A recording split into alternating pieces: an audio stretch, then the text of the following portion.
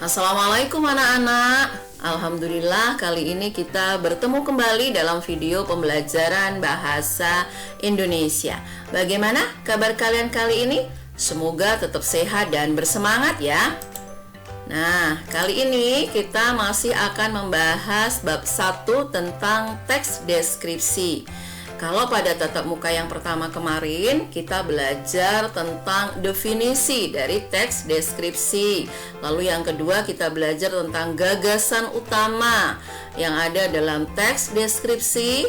Lalu yang ketiga kita belajar tentang informasi penting yang ada dalam teks deskripsi.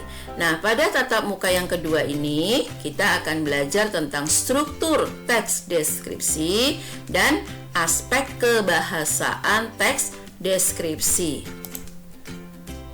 Kali ini sumber belajar kita juga berbeda ya anak-anak. Kalau kemarin kita menggunakan buku Bupena sebagai sumber belajarnya. Nah, kali ini Ibu menggunakan buku paket bahasa Indonesia yang diterbitkan oleh Kementerian Pendidikan dan Kebudayaan.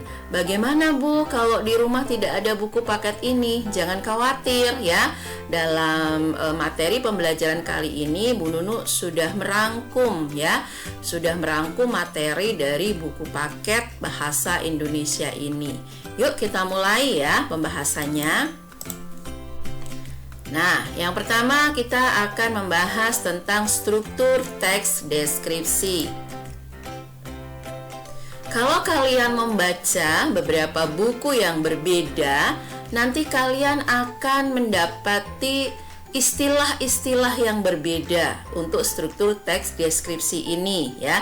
Kalian membaca buku Bupena, kalian membaca buku paket bahasa Indonesia atau buku yang lain, nanti istilah yang digunakan berbeda gitu ya.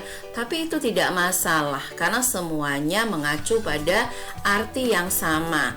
Nah, untuk istilah dalam struktur teks deskripsi yang akan Ibu sampaikan ini adalah istilah yang ada di dalam buku paket. Ya. Struktur teks deskripsi yang pertama itu adalah identifikasi. Ya. Jadi di bagian paragraf pertama sebuah teks deskripsi itu disampaikan identifikasi. Apa itu? Yaitu pernyataan umum objek yang diceritakan atau digambarkan atau dideskripsikan ya. Biasanya di paragraf pertama ini akan disampaikan oleh penulisnya tentang nama objek. Bisa juga disampaikan tempat atau lokasi objek itu berada di mana ya. Lalu bisa juga disampaikan sejarah objek itu bagaimana dan lain-lain ya. Itu ada di bagian identifikasi. Nah, bagian 2 dari struktur teks deskripsi adalah deskripsi bagian ya. Biasanya berada di paragraf kedua dan seterusnya ya, tergantung berapa jumlah paragraf dalam teks bacaan tersebut. Di bagian ini ya, itu berisi uraian tentang objek yang diceritakan tapi lebih terperinci lagi. Jadi informasinya lebih banyak, lebih terperinci lagi, lebih lengkap lagi gitu ya. Nah, terakhir bagiannya yang ketiga adalah simpulan. Ini berada di paragraf paling akhir ya, isinya tentang kesan umum dari objek yang diceritakan atau digambarkan oleh penulisnya. Nah, untuk lebih jelasnya Ibu akan sampaikan contoh struktur teks deskripsi. Kalian perhatikan di sini ada satu teks deskripsi tentang sebuah objek wisata. Ada berapa paragraf anak-anak? Betul ya, ada 4 paragraf. Kita lihat ya sekarang strukturnya. Yang pertama bagian identifikasi. Ya, terletak di paragraf pertama. Di situ penulisnya menyampaikan tentang nama objek yang dia bicarakan, yaitu Pantai Pangandaran. Di paragraf 1 ini penulisnya juga menyampaikan letak Pantai Pangandaran itu di mana, ya. Letaknya di Kabupaten Pangandaran. Nah, kita lanjut struktur berikutnya. Di bagian deskripsi bagian, ya. Oleh penulisnya disampaikan dalam 2 paragraf, paragraf 2 dan paragraf 3. Di paragraf 2, penulisnya menyampaikan bahwa di bagian kiri Pantai Pangandaran terdapat tempat yang bernama Pasir Putih. Penulisnya juga menyampaikan bagaimana keadaan tempat yang bernama Pasir Putih tersebut, ya. Lalu di paragraf 3, penulisnya menyampaikan bahwa selain pasir putih di Pantai Pangandaran itu juga terdapat cagar alam Pangandaran. Penulisnya juga menyampaikan bagaimana keadaan cagar alam Pangandaran. Lalu kita lihat di bagian akhir struktur teks deskripsinya, yaitu simpulan, ya, ada di paragraf keempat.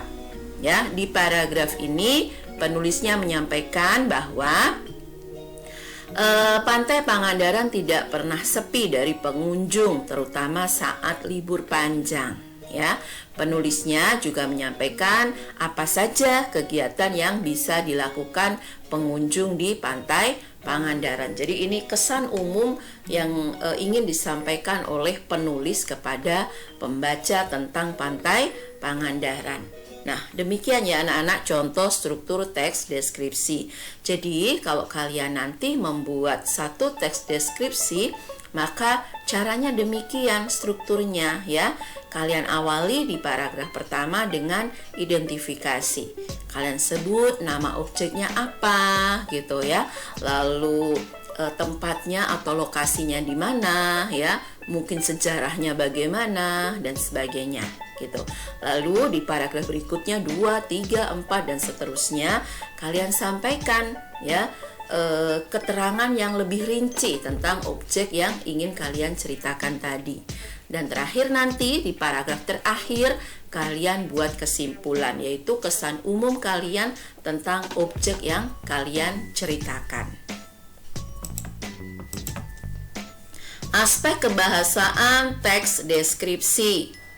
Nah, kalau berbicara aspek kebahasaan, lagi-lagi itu cakupan bahasanya luas sekali, ya, luas sekali. Kalau beda buku yang kita baca, maka aspek kebahasaan yang dibahas juga berbeda, gitu ya. Nah, ini karena tadi Ibu sudah sampaikan di awal bahwa Ibu mengambil sumber materinya dari buku paket, maka aspek kebahasaan yang akan kita bahas di sini nanti yang ada di buku paket tadi, ya. Itu pun tidak Ibu ambil semua. Nah, ini sebagian yang Ibu ambil, ya. Kita nanti akan membahas tentang 1. Penggunaan kata konkret, 2. Penggunaan kata sifat, 3. Penggunaan huruf kapital, 4. Penggunaan tanda baca koma, 5. Penggunaan kata depan di, dan 6. Penggunaan kata berimbuan me. Kita bahas satu persatu. Kata konkret sekarang, ya. Apa sih kata konkret itu? Kata konkret adalah kata yang acuan bendanya nyata atau dapat diserap oleh panca indera. Maksudnya, ketika seorang penulis itu menyampaikan satu kata dalam sebuah teks deskripsi, maka pembacanya seakan-akan bisa melihat sendiri dengan matanya, bisa mendengar sendiri dengan telinganya, bisa meraba dengan kulitnya, bisa merasakan dengan lidahnya, atau bahkan seakan bisa mencium bau dengan hidungnya. Seperti itu, ya. Maka digunakanlah kata-kata konkret. Acuannya adalah benda nyata, gitu ya. Contoh di sini, ya, ada kata air laut. Berarti bisa dilihat oleh mata. Suara debur ombak, ya, seakan bisa didengar oleh telinga pembacanya. Permukaan batu yang kasar seakan bisa dirasakan oleh kulit pembacanya. Makanan pedas, ya, seakan bisa dirasakan oleh lidah, ya. Lalu yang terakhir, bunga yang harum, seakan pembacanya ikut ya mencium harumnya bunga itu dengan hidungnya. Ini yang disebut kata kongret. Dalam penulisan teks deskripsi sebaiknya kita banyak menggunakan kata kongret ini, karena memang tujuannya kan supaya pembaca seperti ikut merasakan, melihat, mendengar sendiri apa yang ingin diceritakan oleh penulisnya gitu ya. Kita lanjut ke kata sifat. Ya, kata sifat adalah kata yang digunakan untuk mengungkapkan keadaan objek yang dideskripsikan atau diceritakan ya, supaya pembacanya seakan merasakan sendiri tadi, otomatis penulisnya harus menyampaikan itu sedetail-detailnya gitu ya, dengan penggambaran yang sejelas-jelasnya. Maka kita bisa memanfaatkan kata sifat ini ya. Contohnya, Pantai Pangandaran sangat bersih ya. Bersih di sini adalah kata sifat. Bangunannya terlihat lebih tinggi daripada bangunan lain. Tinggi adalah kata sifat. Pengunjung paling tertib akan mendapat oleh-oleh gratis. Tertib adalah kata sifat. Harga makanan di kawasan wisata itu tidak mahal. Mahal adalah kata sifat. Suara alat musik yang merdu menemani pengunjung menikmati makan malam. Merdu adalah kata sifat, gitu ya. Jadi kalian nanti saat menulis teks deskripsi bisa memanfaatkan kata-kata sifat ini untuk membantu kalian menceritakan objek yang memang ingin kalian deskripsikan. Lalu bagaimana membedakan mana sih kata sifat, mana sih kata benda gitu ya. Sebenarnya kata-kata sifat itu punya ciri-ciri tersendiri sehingga bisa dibedakan dengan kata benda. Kalian cek saja gitu ya. Yang pertama, kata sifat itu bisa dirangkaikan dengan kata sangat. Jadi ada tingkatan, kurang, sangat gitu ya. Nah, bersih misalnya ada sangat bersih, artinya kualitasnya di atas bersih, atau kurang bersih, artinya kualitasnya di bawah bersih. Sementara kalau kata benda itu tidak bisa kita rangkaikan dengan kata sangat atau kurang. Contohnya bendanya meja misalnya, tidak ada istilah sangat meja atau kurang meja gitu, tidak ada gitu ya. Lalu ciri yang kedua apa yang bisa kita gunakan untuk mengecek gitu, ini kata sifat atau bukan ya? Itu adalah dengan perbandingan lebih daripada gitu ya. Jadi kalau kata sifat bisa kita rangkaikan dengan kata lebih daripada. Misalnya di sini tinggi, lebih tinggi daripada ya, lebih pandai daripada, lebih indah daripada. Nah, sementara untuk kata benda tidak mungkin ya kita rangkaikan dengan kata lebih daripada. Kalau tadi meja juga tidak ada yang namanya kata-kata lebih meja daripada gitu ya, kurang meja daripada, kan tidak ada gitu ya. Lalu ciri yang ketiga, kata sifat itu bisa kita rangkaikan dengan kata paling ya, gitu ya. Jadi misalnya di sini paling tertib, paling indah, paling tinggi, tertinggi, terindah, terkaya misalnya ya. Sementara kalau lagi-lagi kata benda tidak bisa ya kita rangkaikan dengan kata paling ini. Tidak ada paling meja, termeja, itu tidak ada ya.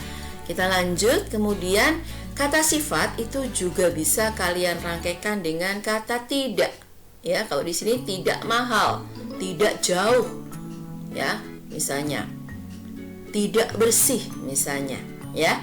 Nah, kalau kata benda tidak bisa kalian rangkaikan dengan kata tidak. Tidak meja, tidak ada. Tidak kursi, tidak ada ya. Tidak bunga, tidak ada. Tidak langit, tidak ada. Semua kata yang Ibu sebutkan tadi termasuk kata benda, makanya tidak bisa kita rangkaikan dengan kata tidak gitu ya. Yang terakhir, cirinya kata sifat bisa kita lekatkan atau kita rangkaikan dengan kata yang ya, yang merdu, yang harum, yang enak misalnya ya. Sementara kata benda lagi-lagi tidak bisa kita rangkaikan dengan yang seperti tadi. Yang gunung misalnya, gunung kan benda, nggak bisa ya. Lalu danau, yang danau, nggak bisa ya. Kursi, yang kursi, nggak bisa karena semua itu adalah kata benda. Nah, itulah anak-anak ya, ada 5 ciri yang bisa kalian gunakan untuk mengecek ini kata sifat atau bukan gitu ya. Nah, kita lanjutkan dengan aspek kebahasaan yang ketiga, yaitu penggunaan huruf kapital. Nah, sebenarnya ada banyak sekali aturan tentang penggunaan huruf kapital. Kalau kalian ingin membacanya dengan lengkap, kalian bisa mencarinya di internet dengan kata kunci PUEBI ya, Pedoman Umum Ejaan Bahasa Indonesia. Ya, di situ terdapat aturan baku atau aturan yang tetap bagaimana sih sebenarnya penggunaan huruf kapital dalam bahasa Indonesia ya. Nah, di sini Ibu ambilkan 5 cara penggunaan huruf kapital. Yang pertama, huruf kapital digunakan pada saat menuliskan huruf pertama sebuah kalimat ya. Jadi biasakan setiap menulis kalimat baru awali dengan menuliskan huruf kapital.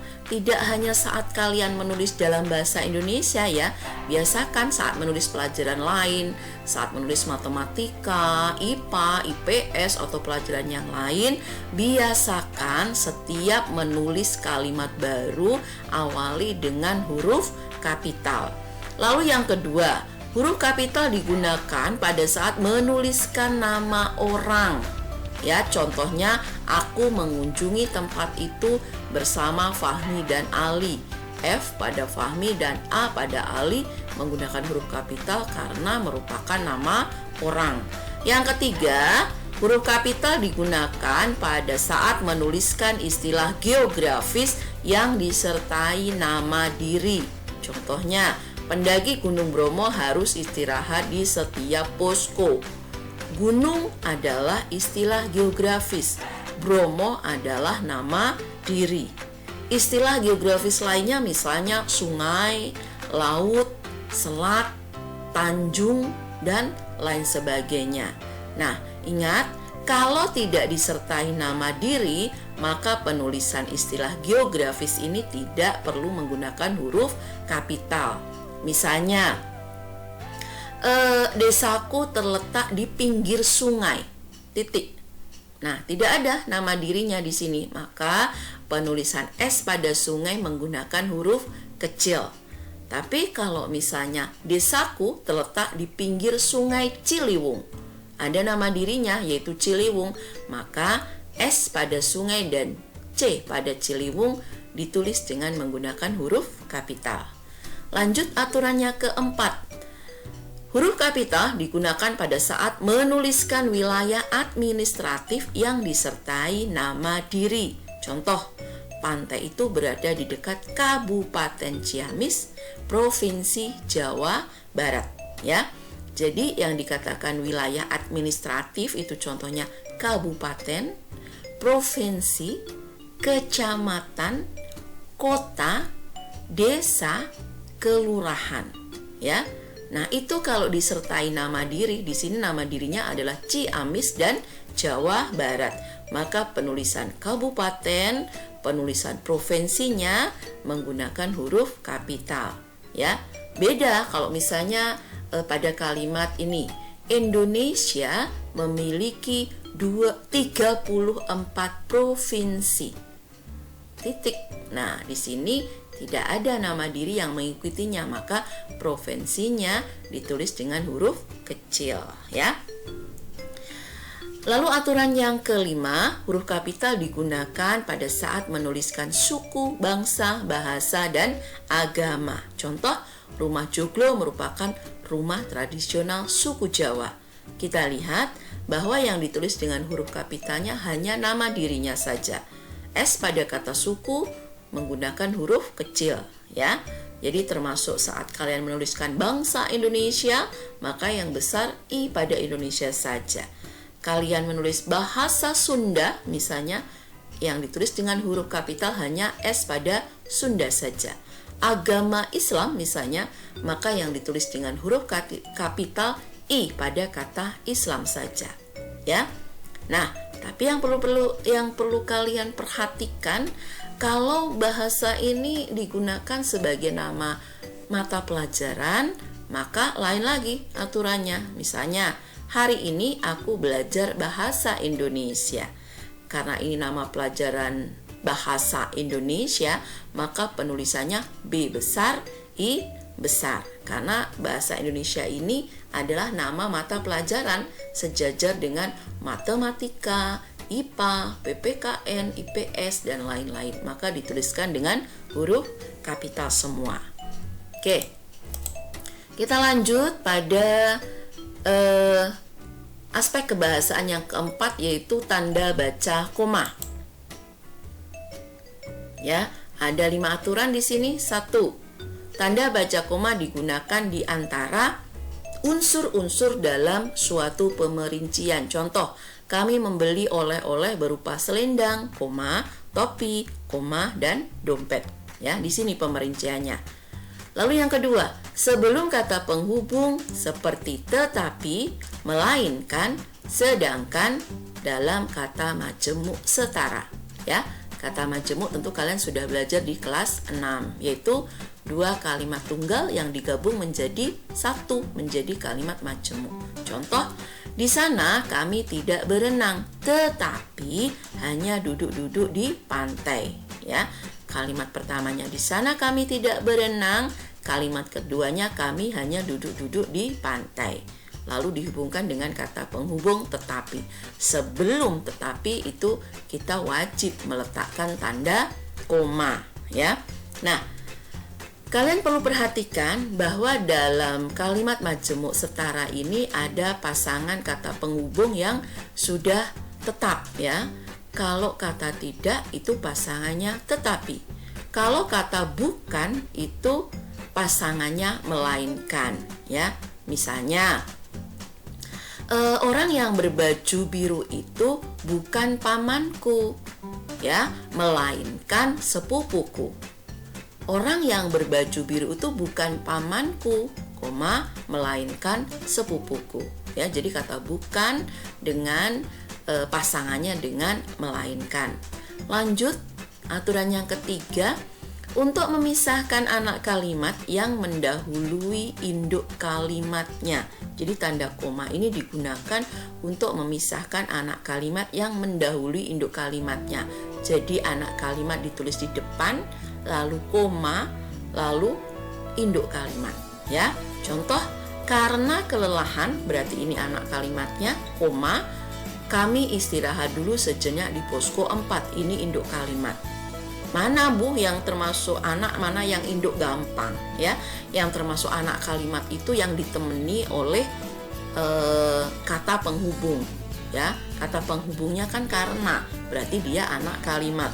Sedangkan yang berdiri sendiri tidak ada kata penghubungnya, itu namanya induk kalimat. Di sini tanda koma hanya digunakan jika anak kalimat mendahului induk kalimat. Berbeda jika induk kalimat ada di depan, ya. Jadi induk kalimat dulu baru anak kalimat. Maka penulisannya tidak memerlukan tanda koma. Contohnya, kami istirahat dulu sejenak di posko 4 karena kelelahan. Maka di sini tidak diperlukan tanda koma. Aturan keempat, di belakang ungkapan penghubung antar kalimat. Ungkapan penghubung antar kalimat itu antara lain oleh karena itu, jadi, dengan demikian, sehubungan dengan itu, dan meskipun demikian. Contohnya, oleh karena itu, koma, pengunjung dilarang memotret naskah kuno tersebut. Ya, terakhir aturannya, ya, untuk mengapit keterangan tambahan atau keterangan aposisi. Contoh, Gunung Kelut, salah satu gunung di Jawa Timur, termasuk gunung berapi yang sering erupsi. Ya, jadi di sini yang diapit oleh tanda koma adalah salah satu gunung di Jawa Timur. Artinya ini adalah keterangan tambahan dari Gunung Kelut. Kita lanjut aturan berikutnya, penggunaan kata depan di. Aturan pertama, kata depan di ditulis terpisah dengan kata yang mengikutinya. Ya, contoh, Candi Borobudur terletak di Provinsi Jawa Tengah. Kalian perhatikan, di dengan provinsi ditulisnya dipisah, ya. Lalu aturan yang kedua, bedakan dengan penulisan di sebagai imbuhan yang ditulis serangkai dengan kata yang mengikutinya. Contoh, pengunjung diharuskan menggunakan masker. Kalian perhatikan, penulisan di-nya dirangkai, dijadikan satu dengan kata haruskan, menjadi diharuskan. Ya, ini menandainya juga mudah. Sebagai kata depan itu biasanya digunakan di depan kata tempat, ya, kata tempat atau arah, ya. Di provinsi, di halaman, di dapur, di utara, di selatan, di dalam, di luar, dan sebagainya, ya. Jadi kalau di belakang di itu nama sebuah tempat atau arah, bisa dipastikan itu adalah kata depan dan penulisannya dipisah, gitu ya. Oke, kita lanjut. Aturan berikutnya adalah penggunaan kata berimbuhan men. Nah, penulisan kata berimbuhan men yang dirangkai dengan kata yang diawali dengan huruf K, P, T, S. Jadi aturan penulisan kata berimbuhan men itu berimbuhan me itu sendiri banyak, ya.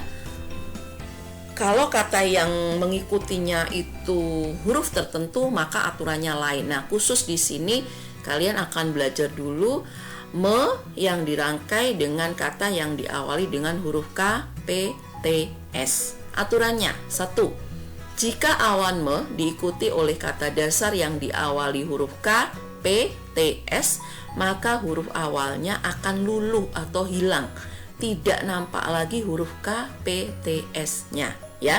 Contoh, me ditambah karantina, itu K-nya hilang pada karantina, menjadi mengarantina. Itu benarnya. Jadi menulisnya bukan mengkarantina, tapi yang benar mengarantina. Contoh yang kedua, me ditambah pesona, maka menulisnya yang benar adalah memesona, bukan mempesona, karena aturannya P-nya adalah luluh atau hilang. Oke, aturan kedua, jika awalan me diikuti oleh kata dasar yang diawali dengan konsonan rangkap, ya, KR, KL, PR, TR, konsonannya berjejer 2, itu namanya konsonan rangkap, maka huruf awalnya tidak luluh, ya. Jadi tetap terlihat di situ. Contoh, men ditambah prakarsai, prakarsa, ada PR di situ, konsonan rangkap, maka menuliskannya yang benar adalah memprakarsai, bukan memrakarsai. Contoh yang kedua, men ditambah kristal, maka yang benar penulisannya adalah mengkristal, ada konsonan rangkap KR, ya, bukan mengkristal. Lanjut aturan yang ketiga, jika awalan men diikuti oleh kata berimbuhan yang diawali huruf K, P, T, S, maka huruf awalnya tidak luluh. Contoh, men ditambah perluas, maka penulisannya yang benar adalah memperluas. Karena di sini per itu bukan kata dasar, tapi imbuhan, ya. Perluas itu bukan kata dasar, tapi sudah kata yang berimbuhan. Kata dasarnya adalah luas ditambah imbuhan per, ya. Maka bukan memerluas, tapi penulisannya yang benar adalah memperluas. Nah, demikian anak-anak ya pembahasan kita tentang aspek kebahasaan dalam teks deskripsi. Nah, anak-anak, sekian pembelajaran kita kali ini. Jika bermanfaat, mohon tekan tombol like dan subscribe. Wassalamualaikum warahmatullahi wabarakatuh.